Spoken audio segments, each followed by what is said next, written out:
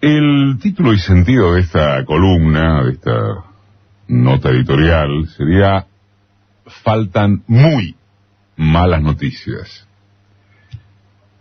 Y me surgió tras escuchar a un comentarista político radiofónico a mediados de semana decir que, comillas, la verdad, esto es un embole, cierra comillas.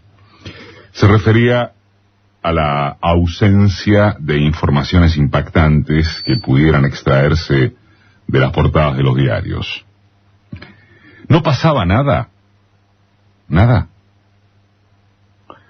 Pasaba, sí, sucedían un montón de cosas, pero de ninguna podían extraerse connotaciones marcadamente negativas para el gobierno.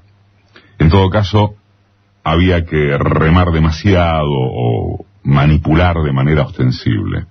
Para ilustrar, Clarín, el día del aburrimiento del colega, centró su portada, su título de portada, en que el Sarmiento había reducido sus frecuencias. Entre el precio de la supersoja, el acuerdo por el salario mínimo, las perspectivas de que se frena el desacelere de la economía, reconocidas las perspectivas por los propios gurúes del establishment, y, sin agotar el listado, las renovadas imágenes de rejunte ofrecidas por una oposición que invariablemente corre detrás de lo bueno o malo que dice y hace Cristina, no había caso. Apenas podían tomarse de eso último gracias, por ejemplo, a la forma en que la presidenta reprendió al impresentable Gerardo Martínez cuando el sindicalista sacó una cuenta de salario en dólares por encima de la cotización oficial. Hace ya unas cuantas semanas que viene tratándose de eso. Tomar frases presidenciales, las ocurrentes o las poco felices, no importa, y a partir de ahí trazar poco menos que el centro del universo. Para no ser injustos, hay que darse el paréntesis de advertir que en la actividad periodística, desde siempre, entre nosotros y donde fuere, la buena noticia es que haya malas noticias, y si son muy malas, mejor. De lo contrario, se reduce la capacidad de escandalizar, no hay rebote, sobre todo en los llamados de oyentes de radio que cubren la ausencia de ideas de producción, ahora con la suma de redes sociales y portales, y termina retroalimentándose que hay que agarrarse de cualquier insignificancia para sostener ora un programa, ora un noticiero, ora una opinión. En la jornada del corte de la Panamericana, también esta semana, llegó a tener cartel francés que Alejandro Lerner fue a rescatar a su mujer del embotellamiento. Para peor, el pequeño grupo de piqueteros, no superior a 100 personas, fue desalojado por gendarmería. Y el secretario de Seguridad señaló que hubo obvia intencionalidad de horadación política. Es decir, que objetivamente despojaron a la tilinguería de su discurso fascistoide. La prensa gráfica opositora no se dio por enterada y, desparpajo inenarrable mediante, apuntó condenatoriamente que los manifestantes fueron reprimidos con perros y camiones hidrantes. Lo que la derecha venía reclamando a voz en cuello, aunque en verdad solo se usó fuerza hombre, se convirtió de repente en que el gobierno es una contradicción andante porque habría modificado su decisión de no reprimir jamás las protestas sociales. Entonces, si no hay represión, esto es un viva la pepa que recorta los derechos ciudadanos de circular libremente para satisfacción de los beneficiarios de planes trabajar. Si la hay, o se le parece, el oficialismo tiene doble discurso y lo central es que su relato se le va al diablo. Es diferente si reprime el cordobés de la Sota. nuevo amiguito de Mauricio, junto con Biolcati y otros próceres de la argentinidad. Los perros y los camiones hidrantes pasan a ser meros disturbios, si reprime de la sota. A los militantes periodísticos audiovisuales, eternamente pautados por las tapas de los diarios, no les dio para tanto y se llamaron a silencio aprobatorio del desalojo de la autopista. Y la frutilla del postre, en esto de la ausencia de muy malas noticias, les fue que el presidente de YPF dio una conferencia de prensa impecable, así la calificaron los voceros periodísticos de la oposición. Impecable, dijeron. Para anunciar inversiones por más de 37.000 millones de dólares en 5 años. Naturalmente, resultó que esa impecabilidad de Miguel Galuccio fue presentada, ante todo, como la antítesis de la decisión cristinista de no aceptar encuentros con la prensa. Encuentros a los que, como la invicta experiencia demuestra, no va ninguno de quienes reclaman conferencias de prensa presidenciales. Ninguno.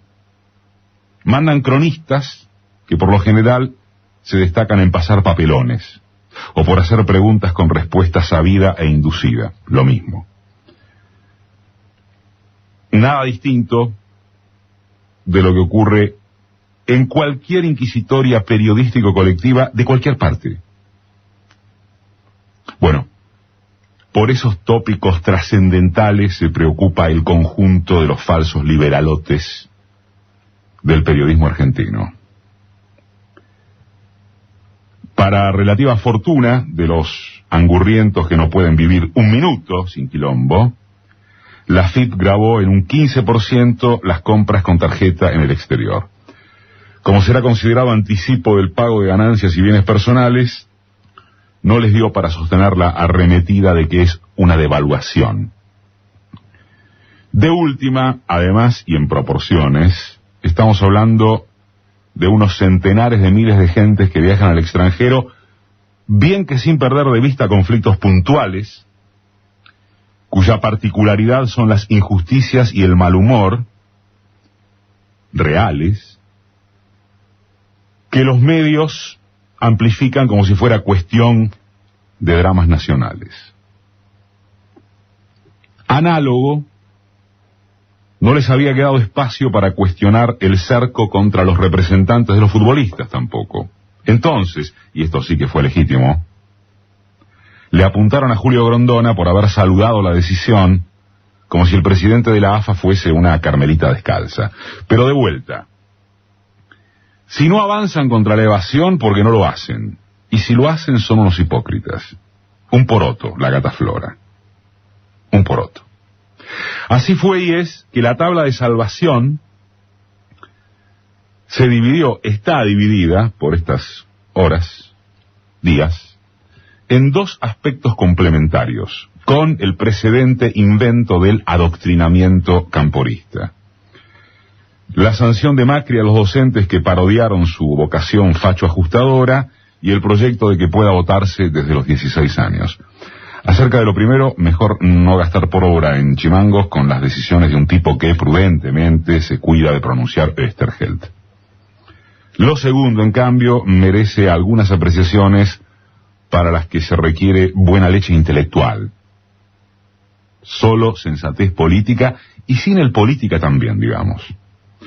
Así que loquitos y loquitas arrebatados, abstenerse. Demos por sentado que el sufragio de menores de 18, aunque fuere optativo, y extranjeros, solo persigue el objetivo de allegar votos al kirchnerismo. Hagamos otro tanto con que esa meta no tiene más intención que la suma eventual para que la jefa de Estado sea recontrarreelecta. No dejemos de lado pensar que esto se le antoja al gobierno justo cuando parece no tener plan B para el 2015, si no es Cristina. En definitiva, demos por hecho que hay infinitamente más de especulación electoral que de ansias por sumarle derechos a adolescentes y bolivianos, paraguayos, peruanos y demás indeseables que, claro, votarían a Cristina porque acá les va mejor que lo que les iría en sus países de origen. Muy bien. Si damos por certificado todo eso, todo,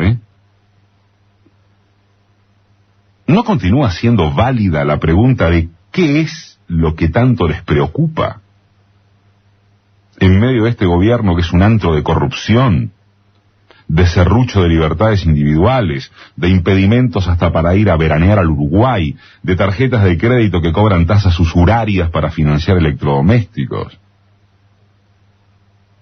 ¿Qué tanto les preocupa en medio de vudú, de chicone, de batallón militante, de dólar blue y celeste, de gobernadores tan o más capangas que toda la vida, de gravísimos peligros contra la libertad de prensa? ¿Cómo se compatibiliza que todo sea un desastre, real o amenazante, con la alarma de que el gobierno vaya por todo? ¿Con qué podría ir por ese todo si las cosas son como dicen que son? Esta misma semana, sin ir más lejos, la oposición difundió encuestas según las cuales la presidenta, por primera vez, cosecha más rechazos que adhesiones. 6 de cada 10 consultados reprueban su gestión y el 71,1% respondió lo cambiaría a la pregunta de ¿qué haría usted con el gobierno de Cristina Fernández? De acuerdo con ese relevamiento de la consultora Management Unfit, que hizo las delicias de las usinas adversas al oficialismo. Miren, quien les habla ya supo opinar y ratifica que no es de su gusto una reforma constitucional ni el eventual intento de, otra vez comillas, eternizar a Cristina en el cargo máximo. No le cae bien que la energía vaya a ser puesta en eso en vez de disparar hacia atrevimientos nuevos y nuevas figuras que reestimulen a este modelo superador de cuanto se haya conocido desde 1983. Pero al margen de eso, y de disquisiciones institucionalistas, la pregunta del millón es aquella de por qué el conjunto opositor tiene los pelos de punta con la probabilidad de Cristina 2015, si es que la realidad le pinta horrible y el panorama peor. ¿Por qué? Una de dos. Están usando el presunto intento reeleccionista para intentar ellos copar alguna parada que les dé figuración, o mienten a perfectas sabiendas cuando opinan y datean que se pudre todo. O son las dos, tal vez.